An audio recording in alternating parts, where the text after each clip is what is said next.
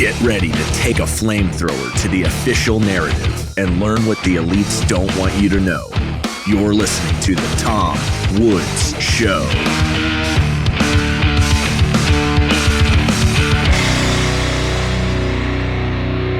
Hey everybody, Tom Woods here, episode 2505 of The Tom Woods Show. Delighted to welcome back Vivek Ramaswamy, entrepreneur, best-selling author, GOP presidential candidate. Vivek, I have so much to talk about. I can't even welcome you to the show, but welcome to the show. I want to tee it up with this, okay? I had Congressman Thomas Massie on this week, and I said to him, you and I both know that 30 years from now, there's no mainstream U.S. history textbook that'll be used in classrooms that is going to tell anything like the truth about the last 8 years, whether it's Russiagate, the Trump convictions, Fauci and COVID, January 6th, whatever it is. We know that for a certainty. How does that strike you, that realization? Well, look, I am not quite as defeatist on that front yet, Tom, as you are.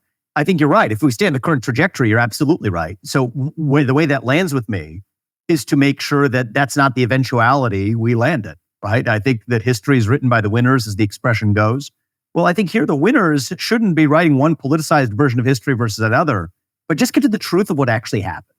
And I think the two most important institutions in this country, in order of importance, the government and the media, need leaders in each of them that look their own constituents, citizens in the first case, audiences in the second case, in the eye and tell them, we lied to you. We lied to you systematically for a long time about matters ranging from the basis for invading Iraq to the 2008 bailouts, to the Trump-Russia collusion hoax that never was, to the Hunter Biden laptop story, to the origin of COVID-19, to how our money was spent in Ukraine, you name it. We have lied to you systematically. And we're sorry, and we apologize. And you deserve the truth, and here's the truth. And we're going to declassify the JFK files. We're going to declassify the 9/11 files. We're going to declassify and report to the public the Jeffrey Epstein client list. You go straight down the list. And to say that transparency is the only way forward, maybe erring even more on the side of transparency than might have even been optimal under normal circumstances. I favor total transparency whenever possible, but we're going to go even further than that in service of recognizing the failures, the institutional failure from the systematic lying of both our government and their cronies in the media for the last 20 plus years in this country, probably longer. This is a down payment on the future to get that right. And so I come back, Tom, to say that, yes, if we stay on the trajectory we're on, you're absolutely right. 30 years from now, that history is not going to be told in any way that is faithful to the truth of what actually happened. But I think now is our window to get that right, not just because we want the history to be told correctly, but because we want the decisions that our leaders make to recognize the truth of what actually happened. And that is part of what motivates my own personal mission, what I did last year, what I've done over the last year, and what I'm going to be doing in the future as well. Well, the reason I open with that is that so often today's news and headlines become tomorrow's history. So if we're getting these wrong, then we can't be surprised when the history is wrong. And so I wanted to segue into what you've been up to vis-a-vis BuzzFeed, because you acquired a stake in BuzzFeed and you made a very dramatic announcement with a series of proposals for overhauling the thing. So what do you have in mind there? Well, first of all, just as context, many people have heard of BuzzFeed and they may not know what it is, what it means, or what it stands for. It's a media company like countless other media companies that, through its news division at least, has been responsible for some of those very lies that we just talked about. I think it was actually the first organization, the first news organization to feed the myth of the Steele dossier that resulted in the Mueller investigation and the Trump-Russia collusion hoax that never was, inflicting really damning pain on America, damning division on America that was entirely fictitious and made up. And they, like so many news organizations like them, haven't owned that accountability. Now, I'm approaching BuzzFeed and have approached the company as a shareholder, looking at this from a business perspective, because I actually think that there is a historic business opportunity for a media organization to define itself, radical idea here, around the proposition of pursuing truth. A media organization that platforms diverse voices. You know, social media companies are neutral, supposedly neutral platforms, but don't apply quality filters. Publishers supposedly apply quality filters, but apply with those actually ideological filters. Instead, to be able to build a media company that applies the quality filter without applying an ideological filter across the cultural or political or lifestyle spectrum And to be able to create a multi-billion-dollar behemoth in the process, BuzzFeed went public with its investors aiming for a multi-billion-dollar behemoth. It's a company that has floundered like so many of these media organizations, now has more debt than cash, a declining revenue base, and is losing money against the backdrop of somewhere in the neighborhood of $100 million market cap when it went public for $1.5 billion or whatever it was at the time of its public listing.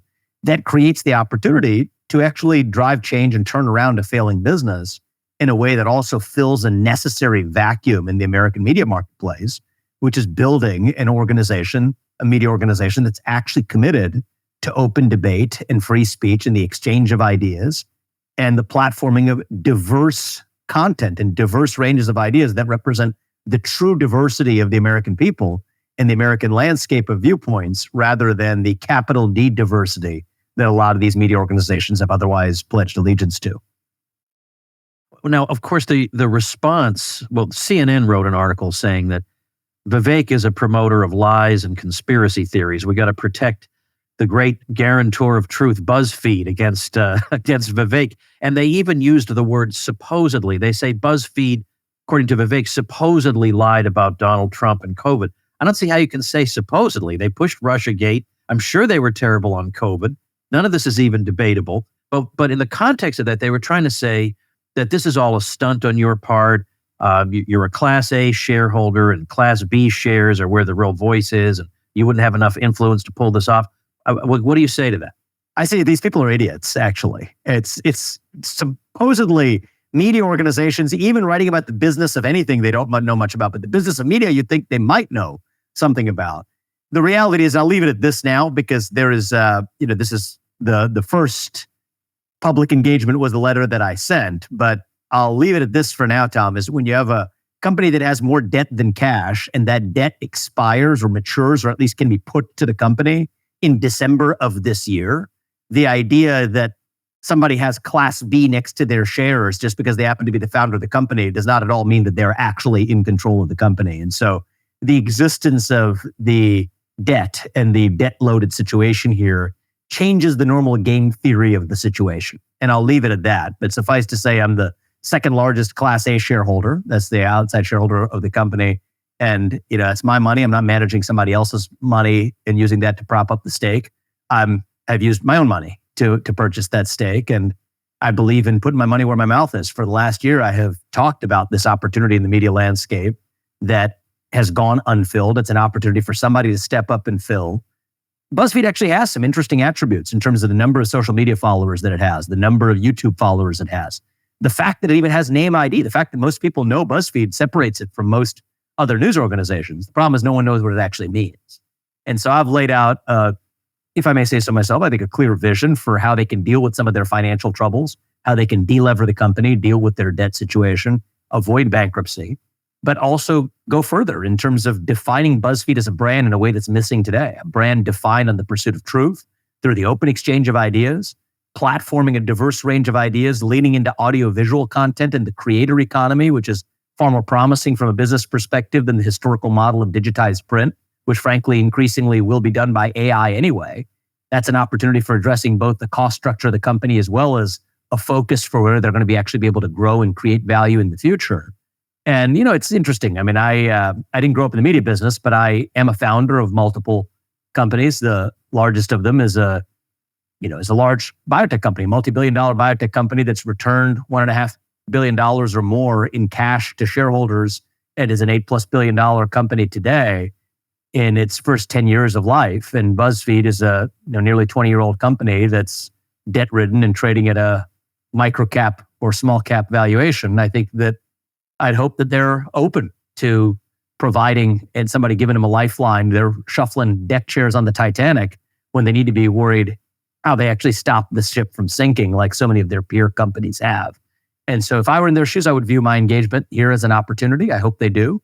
I haven't had my first meeting with the management team of the company yet. I believe it's been scheduled. And, I'll be continually vocal about what I believe is the right way to save otherwise another media company that has managed to destroy itself, in this case, not yet permanently. And I hopefully can be a force for good, not just in filling a vacuum in the media landscape, but in resuscitating and breathing life into a company that I still believe has potential if it's run in the right way. And as for CNN's articles, well, you know what? I think that there is plenty of room for CNN to look itself in the mirror, engage in that self-reflection, and turn around its own failing business as well by actually looking its own audience in the eye and talking about the way they've lied to their own audiences as well and reinvent their own brand. Now, I don't think CNN, I'm not holding my breath for CNN to do it. In some ways, it may be more possible to do for a smaller company like a BuzzFeed, but in any case, the opportunity exists for a reason. And sometimes we can drive positive change through the market, not just through politics. Hey, folks, Father's Day is just about upon us, and you don't want to get your dad the same thing that everybody else's dad is getting. You don't want to get him the same thing he's come to expect every year. You want to get him something that he'll boast about to the other fathers in the neighborhood. And what's that? The unforgettable experience of Omaha steaks, which we here in the Woods household have been consuming for well over a dozen years, and they have got some great hand-selected gift packages starting at just $99. And when you use promo code WOODS at checkout, you'll get $10 off your order. Choose from premium proteins like the juicy pork chops, air-chilled chicken, and beefy burgers. What an unusual but compelling and great and delicious gift this is. But time is running out. Visit omahasteaks.com today and shop packages starting at just $99. And when you use promo code WOODS at checkout, you'll get an additional $10 off. Order now before it's too late. I have one personal question I want to ask before we go on to something else. What is your schedule like these days? It's variable day to day, actually. There will be occasionally a few days where it'll be unstructured and I'll be spending time in the backyard running around with the kids. And there's days like today where I've had about 6 different meetings and given several different speeches and both live and virtually before I've sat down with you, and jam-packed day after I wrap up this conversation with you as well. So it's fun to keep it a little bit mixed up. I don't like a routinized schedule. It's not what I'm made for, but we're mixing things up a little bit. Yeah, it keeps you young too. That's very important.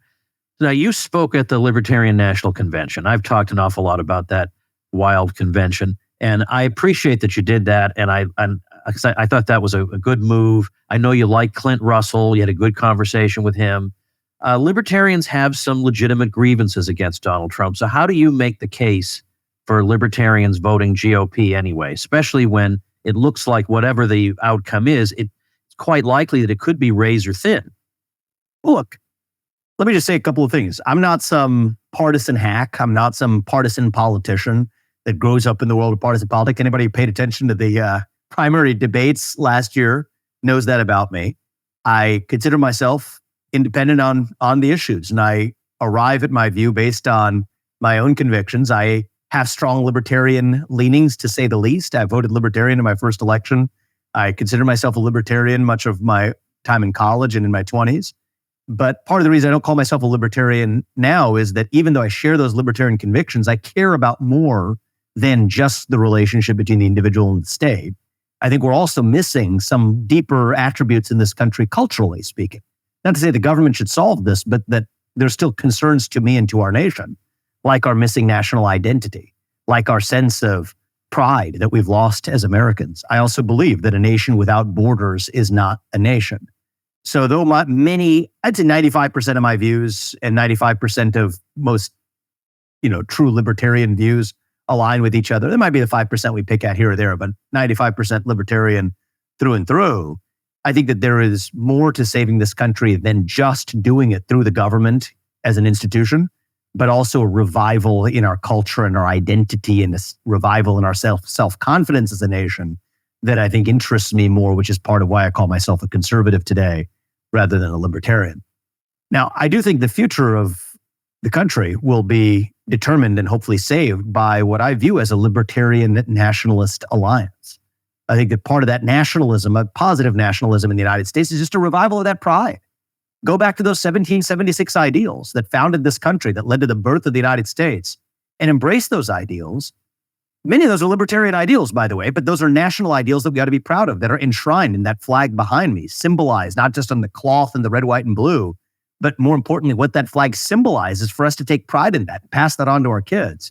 That's a positive kind of nationalism in America that's grounded not in ethnicity or race or religion, but is grounded in a shared set of civic ideals that unite us, to combine that with the libertarian ideals that really are enshrined in the US Constitution and the founding of this country. The idea that there should be 3 branches of government as laid out in the Constitution, not 4. That we got to shut down the administrative state, that we got to slash and burn most of the federal regulations that were unconstitutionally passed, that never went through that constitutionally ordained lawmaking process.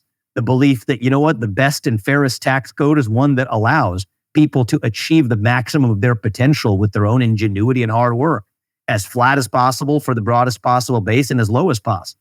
That's what I would favor. So these are certainly hardcore libertarian ideals that I can go through further and further down the list. But our best chance of implementing them or turning them into action, as opposed to being relegated in the halls of academia or the blogosphere, is really to align with the political force in this country that best embodies those ideals, which is, I believe, at least the best organization that has the potential to do that, is the modern movement that is going to put Donald Trump in the White House. And I've had great conversations with Donald Trump. He is committed to many of those libertarian ideals. He is open-minded to even more of them. I think he is somebody who publicly announced at the convention that he wants libertarians to serve in his administration. This is the last best chance that I think libertarians in this country will have to actually turn their policy vision, if I may say our policy vision, into action rather than just be relegated to the world of fringe dialogue on podcasts and in a prior life and academic books that were written. This is our moment to actually translate as much of that as we can into action. And I don't want to miss that moment, partly because I think if we do, we're at risk of not having a country left. I don't think that this is one of these ordinary elections where we have the luxury of time on our side to let the perfect be the enemy of the good. If my kids are in high school before we get this right, I don't think we have a country left. And I don't say that hyperbolically, certainly not the America that we know as the United States of America. So I think that sense of urgency and that sense of necessity says, you know what, if you're a libertarian, do you agree with 100% of what Donald Trump says? Probably don't agree with 100% of what anybody says, even within the Libertarian Party. Do I agree with 100% of what Donald Trump says? No, none of us agree with 100% of what somebody else says. That'd be a ridiculous standard, and we wouldn't be actually thinking human beings if we did. But is he the best person to actually implement and revive the founding vision of this country, and especially so in the second term that he has ahead with all the learnings of the first? I'd say you're darn right he is. And that's why I'm supporting him. And that's why I think that it's a necessity that we make sure that Biden isn't the next president or Biden's substitute, figure out whoever the Democratic machine puts up. That if we're to have a country left, we can't take the risk of falling into that trap, or, our own libertarian fantasies will remain just that, fantasies. And I care about turning them into reality. Hey everybody, Tom Woods here. And of course, I've been talking a lot about monetary metals, which is a service for people smart enough to know they need to own some gold, but who also are ambitious enough to want to see that gold grow. And with monetary metals, you can earn interest on your gold paid in gold. And we have here a monetary metals client. David, why monetary metals? What value does it bring you? Well, Tom, I started investing in gold probably about 7 or 8 years ago, and I was listening to your podcast. You had mentioned monetary metals, and I ran the numbers, and I realized that the earnings or gains I could have had on that gold, not just in terms of earning more gold, but even looking at just the dollar value, was half of what it could have been. So by being able to earn that interest in gold on gold has allowed me to start maximizing my returns long term, while also having the benefit of the safety net of earning gold, especially in such a high inflationary environment. Well, David, that is exactly how I myself feel, which is why I also have an account at Monetary Metals. So find out more at monetary-metals.com/woods. That's monetary-metals.com/woods. The Donald Trump I like is the one who has Vivek in his ear. And because I don't want you to necessarily comment on this, but when he gave that, shortly after you withdrew from the race, he gave a speech in which he said that under his administration, there would never be a central bank digital currency instituted. And the audience went crazy. And he was surprised at this. He said, well, you people are smarter than I thought. And I thought to myself, Vivek did that. I think that well, on that one, he's been public about it since, and that was the result of a conversation I had with President Trump. But I want to maybe take that as a moment to lift the curtain a little bit on who President Trump is as a person, which I think is badly misportrayed by the media. But I've gotten to know him. I've known him for several years now, but I've gotten to know him particularly well since I left the presidential race.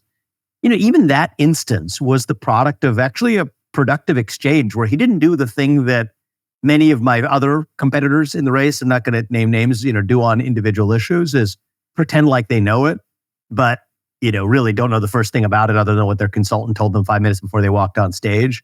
Several of them, you would bring up an issue like this and they would talk about CDBC. I'm against CDBC, which without forgetting the fact that they got the abbreviation wrong, they don't even know what it is or what it symbolizes. All they know is their consultant told them beforehand that that's something you're supposed to be against to placate the Republican primary base. Whereas Donald Trump is actually somebody who is intellectually curious, actually. First thing he asked me is, I think these were his exact words, what the hell is that? Which I respected, right? Because that shows that this is a guy who has deep self-confidence and confidence in his country as a leader to be able to say that, if I don't know something, I'm going to figure it out what it is rather than pretend to be something that I'm not. We had a conversation about it. He asked a rational question. As somebody who's learning about the issue, he said, well, why do the people who support it actually supported that? I think that that's the mark of a good leader. Understand the best argument for the other side. I had an English teacher who taught me in high school that if you don't know what the best argument is for the other side, then you don't know what you actually believe. And I respected Donald Trump for asking that question. And then he went on stage, and it wasn't like it was that night that he embraced that position. It was a few nights later. He ended up talking, as I understand as well, to other people to take their own opinions on it. He and I had a conversation again. And then he went out on the stage the next night and said, I'm announcing that tonight I'm announcing my opposition to a central bank digital currency because I care about freedom in this country. And, I think at a later point, he mentioned that was a result of the conversation that we had. That is not the Donald Trump you see portrayed in the pages of the New York Times. That is not somebody who is some sort of stubborn stalwart or anti-intellectual. That's a guy who really cares about doing what's right for the country and being curious about learning about the things that he doesn't yet know about. And I've gotten to see that dimension of him that is different than I think the public portrayal. And I do think that's the kind of president this country deserves versus, look at the other option. At the other option, you got a guy who's not really even functionally the president of the United States. People call Joe Biden an incumbent. He's not really an incumbent because he's not really the president. He is a puppet. He's a vehicle manipulated by the managerial class underneath him to effectuate the will of that deep state and the federal government and the donor industrial complex around him. And, many people criticize him for his cognitive deficits. The reality is, to the people who control him, those cognitive deficits are not a bug. They are the feature because it allows him to be lent to control. And so against that backdrop, I don't know what people are thinking if they're increasing the probability of Joe Biden or whoever his puppet substitute may be. I still think there's a chance it may not be Biden. But whoever it is, are they going to vote for the Democratic machine? It's more even just the Democratic machine. It's the machine, capital M machine. Or are they going to vote for an actual guy who is committed to breaking that machine to the extent humanly possible? And what I'll say is this is, if I have anything to do with it, and I think Donald Trump has been public about his expectations of the kinds of people he wants to have in that second term. If I have anything to do with it, I'm going to make sure that those libertarian ideals are well represented in the next administration. And I know personally from my conversations with Trump, as well as what he said at the Libertarian Convention, which I know he believes, he's committed to it as well. An argument I used to hear and not be persuaded by, but that I am now persuaded by, is that judges are almost alone an issue, a reason to vote for a particular candidate, because, of course, they have a lasting influence on society long after that administration has come to a close. And I think these days, the law schools are turning out even more activist judges than before, where you come up with your conclusion and then you reason backward to find some kind of legal cover for what you wanted to do anyway.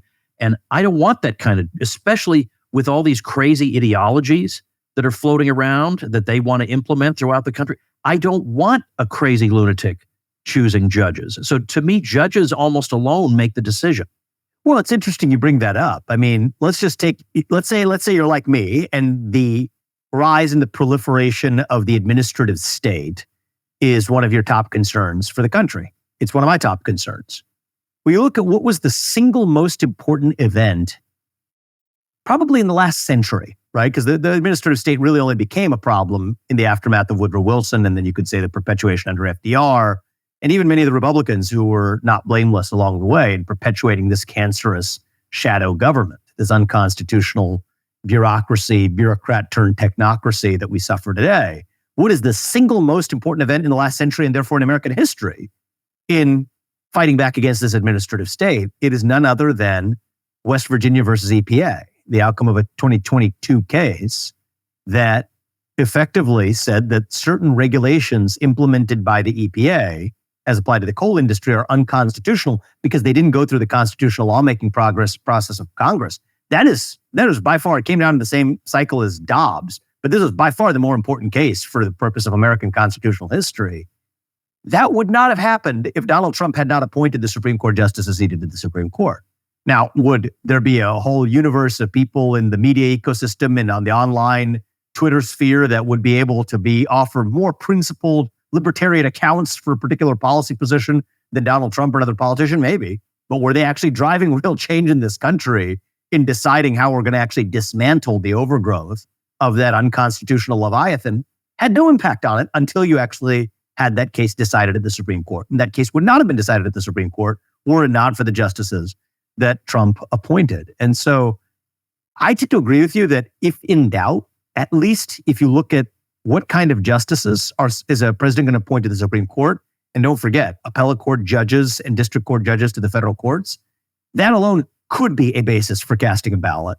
I personally believe the case, including the case for a libertarian-leaning conservative or even an outright libertarian, voting for Trump doesn't have to rest on just that. I think there are other strong points on which to base that decision as well.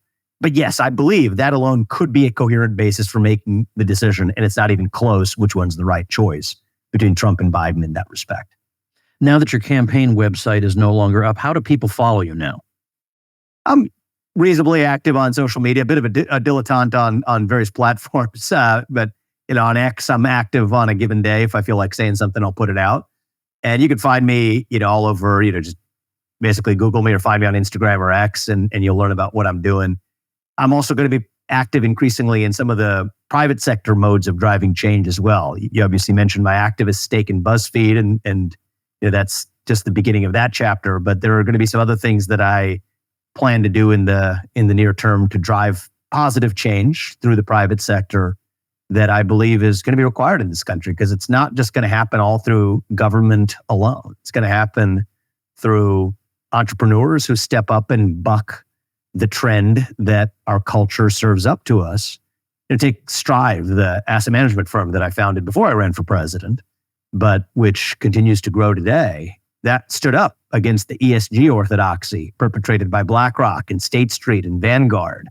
Those are three firms that manage, $20+ trillion of your money, almost as much as the US GDP, and yet have historically used that money to vote for policies like racial equity audits and Scope 3 emissions caps at companies like Apple and Chevron that A, ordinary Americans didn't know their money was being used to advance, B, doesn't advance their best financial interests, and C, doesn't advance their ideological position either. That's a large-scale fiduciary abuse of power and an abuse of fiduciary responsibility.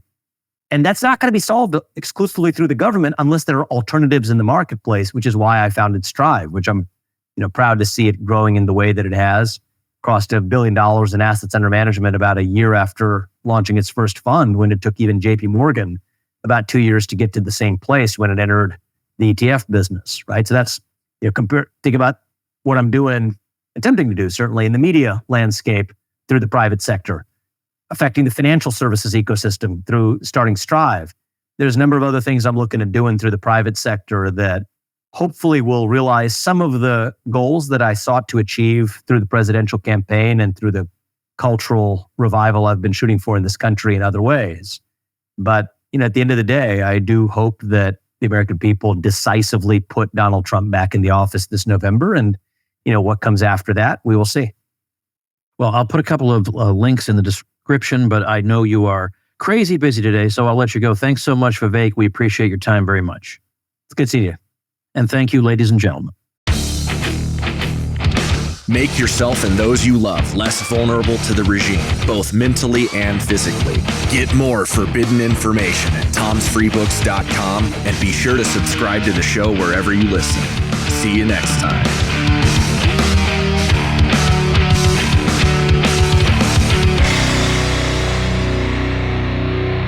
Like the sound of The Tom Woods Show? My audio production is provided by Podsworth Media. Check them out at podsworth.com.